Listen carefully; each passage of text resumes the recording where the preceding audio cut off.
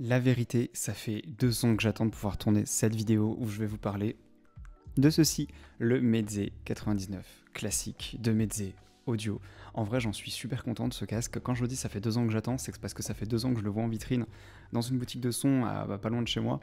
Mais à 309 € le casque, je me disais, déjà, est-ce qu'il sera bien pour mon usage, c'est-à-dire streamer, gamer, et c'est sur ce point d'ailleurs que la vidéo va s'orienter, mais surtout, c'est quand même 309 € en fait. Moi, je suis plus écouteur sans fil de base. Est-ce que vraiment il va me plaire? Est-ce que, oui, il est beau, mais est-ce qu'il est aussi performant que beau? Eh bien, justement, on va revenir sur ces points dans cette vidéo. Alors, avant de parler de mon produit, de ce que j'en pense, etc., je vais vous donner un contexte. Je ne suis pas sponsorisé par Meze Audio, cette marque ne m'a pas contacté pour faire la vidéo, je l'ai payé moi-même, ce petit casque, même si, et ça me fait rire, ils ont vraiment kiffé mon univers, je pense, parce que sur Instagram, ils n'ont pas arrêté de repartager en fait tous mes setups, mon casque, mes avis, mes machins, et j'ai trouvé ça très très drôle en fait. Donc j'étais plutôt fier. Mais voilà, pour vous resituer ce fameux contexte.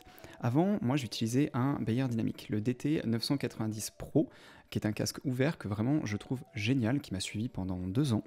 Donc, qui était relié à une carte son, une Audient qui est cachée juste là, non cachée là, vous la voyez, la Audient ID14 Mark II. Donc ça c'est un casque que je trouvais vraiment génial, très neutre.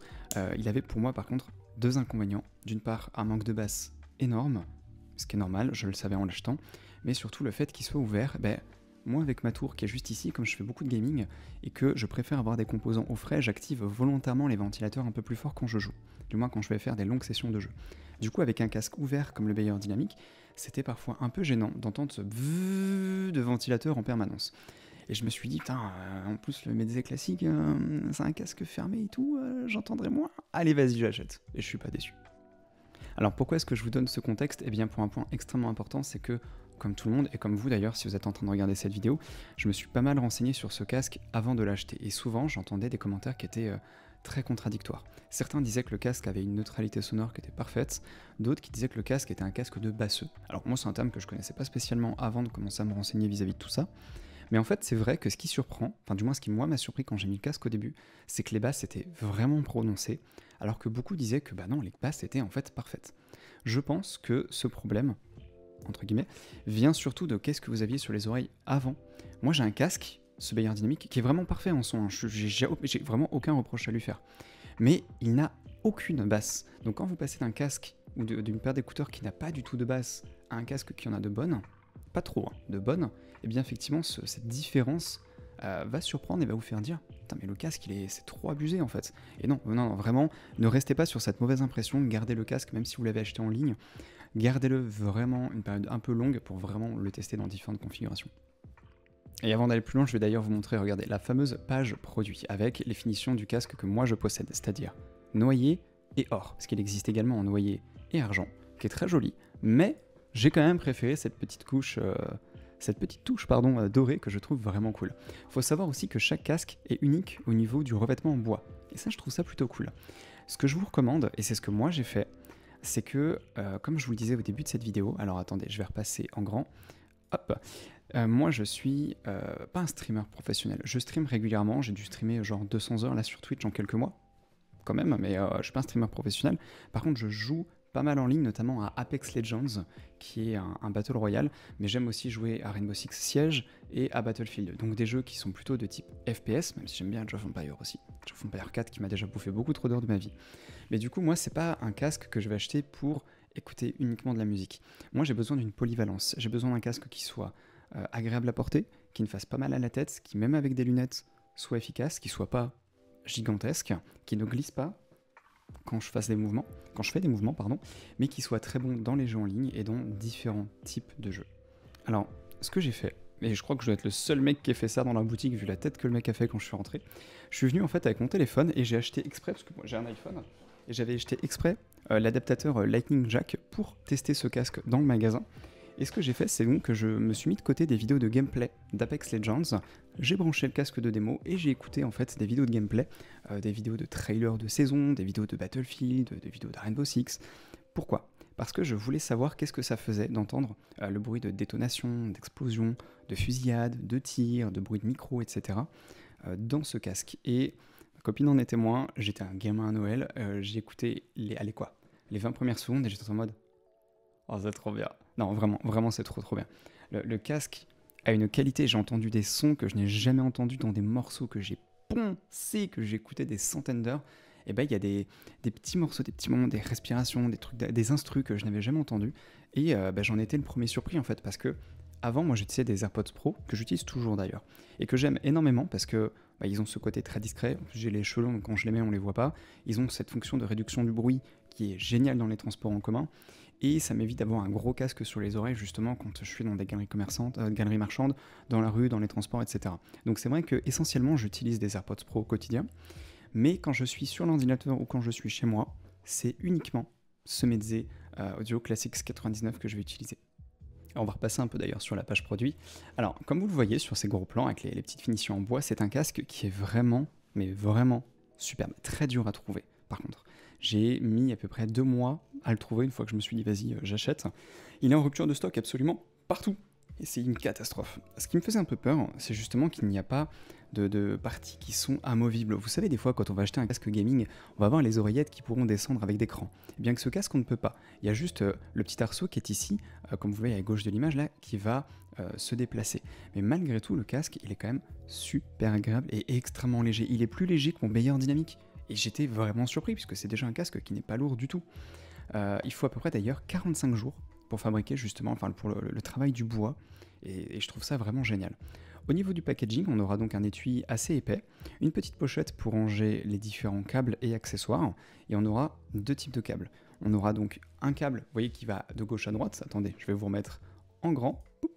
On a en fait le fil ici, le fil gauche, le fil droit, puisque le casque, lui, je crois qu'on appelle ça un casque asymétrique. C'est-à-dire que vous n'avez pas un côté gauche, un côté droit, c'est le fil que vous allez brancher d'un côté ou de l'autre qui va faire si l'oreillette est l'oreillette gauche ou l'oreillette droite.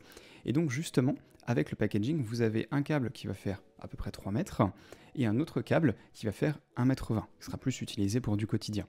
Il y a également un adaptateur pour l'avion et un adaptateur, pardon, je ne vais pas y arriver aujourd'hui, pour passer du mini jack au jack 635. C'est ce qu'on voit en bas à gauche de la photo. Alors, moi je suis feignant, mais je vais quand même vous partager mon astuce. Ce que j'ai fait, je ne sais pas si on va le voir ici, c'est que ce casque, vous voyez, il est branché ici, avec un seul petit fil, parce qu'en fait j'ai préféré utiliser le câble d'1,20 m. Parce que comme je vous disais, c'est un casque que je vais utiliser essentiellement sur mon ordinateur, pour mes live Twitch et mes vidéos YouTube et pour faire du gaming. Mais comme je vous disais, quand j'ai envie d'écouter de la musique chez moi, je prends pas mes AirPods Pro en Bluetooth, je vais prendre ce casque. Du coup, plutôt que de débrancher à chaque fois les 2 oreillettes, brancher l'autre fil, etc., je préfère, ça me fait débrancher qu'un câble au lieu de 2, je débranche l'adaptateur avec ce fil et je le branche directement en fait sur mon téléphone. Et pareil, quand j'ai fini d'écouter de la musique sur mon téléphone, je n'ai plus qu'un seul fil à rebrancher, ce qui fait que le câble de 3 mètres, en fait, il est rangé, je l'ai utilisé 2 fois. En fait, quand j'ai vu que ça me saoulait de débrancher les 2 côtés à chaque fois, je me suis dit vas-y, je vais trouver une autre solution. Et donc en fait, il est rangé et je m'en suis pas servi depuis. Donc voilà, c'est une astuce qui est toute bête, mais en vrai ça peut aider. Alors, quoi vous dire sur ce casque? Parce que je suis pas un musicien professionnel, je suis pas un grand nom de la tech qui va vous sortir des termes techniques, etc. Et d'ailleurs on s'en fout, là on est plus pour parler d'un ressenti plutôt que d'une fiche technique. Et les mecs qui font des tests techniques, il y en a déjà beaucoup. Qu'est-ce que moi j'en pense après plusieurs mois d'utilisation et justement avec mon usage qui est musique, qui est stream, qui est jeu? J'en pense que c'est un casque qui honnêtement vaut très largement son prix. Des casques, j'en ai eu beaucoup. Comme je vous disais, moi j'avais le Beyer Dynamic. J'ai aussi ma chérie qui a un casque Corsair, je me souviens plus exactement du modèle, le H70S, je crois, quelque chose comme ça. Et j'avais aussi un casque Logitech, un très haut de gamme, qui était dans les 200 € quand même, et qui finalement, ce casque Logitech, il est tombé en panne au bout d'1 mois et demi. J'étais un peu déçu. Alors, au-delà de ça, moi j'ai eu un Rig, alors qui était, maintenant la marque n'existe plus, il a été racheté par une autre marque, etc. Ça, c'était un casque que j'adorais parce qu'il avait une grande autonomie, il avait le micro intégré, bon, qui n'était pas de super bonne qualité, mais il avait un micro intégré amovible, ça je trouvais trop cool. Mais du coup, ces 5-6 dernières années, j'ai dû avoir Non, j'ai eu 8 casques différents. Le casque le plus cher que j'avais eu jusque-là, c'était le Bose 700. Et en fait, je l'ai revendu au bout de 2 mois parce que je l'ai acheté sous conseil d'un pote qui me disait « Ouais, le casque est génial, tu vas voir ». J'étais tellement déçu par ce Bose 700 qui arrêtait pas de glisser, qui certes avait une réduction du bruit qui était cool, mais j'avais énormément de mal à le connecter en Bluetooth et tout, j'en avais marre. J'avais envie de fichiers audio de meilleure qualité, j'avais envie de plus me prendre la tête avec des connexions, des Bluetooth, des machins. On reprend le bon vieux fil, et justement, ce Meze Classics 99, il a un fil. Alors justement, est-ce que repasser du sans fil au filaire, est-ce que c'est gênant? Eh bien pas du tout en fait. Moi quand je suis au bureau, je suis pas en mode je vais faire des streams, que je vais bouger dans tous les sens. Je suis pas une e-girl dans la catégorie YouTube qui va faire des streams dans une piscine. Moi j'ai pas besoin d'avoir 5 mètres de câble. 1,20 m de câble, mais ça me suffit, mais alors plus que largement pour être sur l'ordinateur. Et quand j'ai besoin, le casque, je le pose, et terminé. Mais c'est vrai qu'il y a des, comme je vous disais tout à l'heure, il y a des sons que j'ai redécouverts, mais vous n'avez pas idée à quel point, c'est-à-dire quand je joue sur Apex, et ça me fait rire parce que quand je joue avec des potes, vous savez, enfin vous savez, non, peut-être pas forcément, mais quand on joue à des jeux en ligne, en équipe, il y a des fois, par exemple Rainbow Six ou Apex ou autre, quand vous êtes mort, quand votre personnage est mort, eh bien vous êtes sur la caméra de l'écran de vos amis en fait. Ce qui fait que des fois vous les regardez jouer en fait, concrètement. Et des fois, moi j'entends un gars à gauche, un gars qui va marcher à gauche, je peux vous dire mais au centimètre près où il va se trouver, alors que mon pote qui joue, qui peut lui aussi avoir un bon casque, lui il n'aura pas entendu le bruit, donc je lui dis ah c'est à gauche, à gauche, à gauche, il me fait mais non il n'y a rien à gauche, et là boum il se prend une balle depuis la gauche.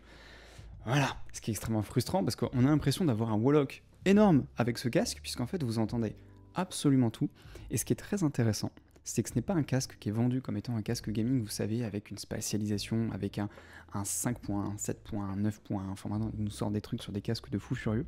C'est un casque qui n'est pas orienté gaming, et pourtant c'est un casque qui se débrouille, mais alors merveilleusement bien en gaming, et en fait j'en suis le premier surpris.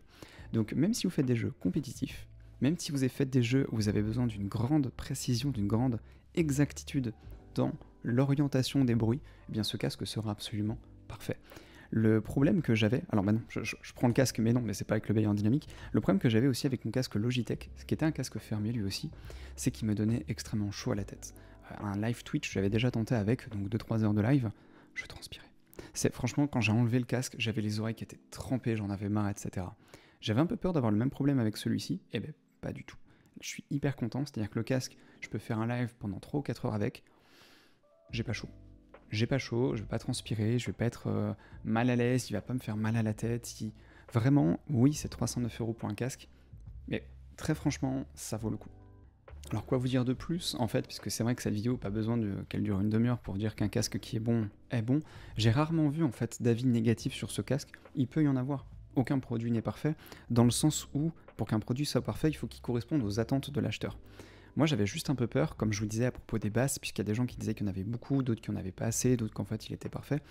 Mais voilà, j'avais un peu peur que pour mon usage à moi, puisque c'est très dur de trouver quelqu'un sur internet, surtout en français, qui va utiliser ce casque non pas pour de la musique mais pour du stream, pour du Twitch, pour du gaming compétitif, parce que moi je joue que en classé sur Apex Legends ou sur Rainbow Six. Du coup j'avais énormément de mal et je me demandais est-ce qu'il vraiment il va être bien pour mon usage. Et oui, donc je vous invite vraiment, si un de ces cas vous avez besoin de changer de casque, vous avez seulement envie de changer de casque, franchement vous pouvez y aller les yeux fermés, il est génial. Si vous avez des questions, même si je ne suis pas un professionnel de l'audio, n'hésitez pas à me les poser en commentaire de cette vidéo dans l'espace YouTube. Ce que je préférerais toutefois, c'est que vous mettiez un commentaire, non pas forcément sur la vidéo YouTube, mais plutôt sur le Discord de la communauté du Citron, dont vous trouverez le lien dans la description.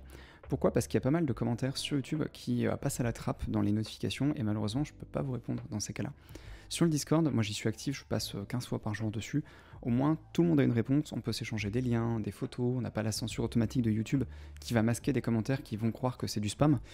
Ça arrive souvent, vous mettez un commentaire par exemple pour me demander mon avis sur un écran, une carte graphique, un casque ou autre, et vous me mettez le lien de l'écran, et YouTube considère que c'est un spam et supprime votre commentaire. Mais il vous le dit pas.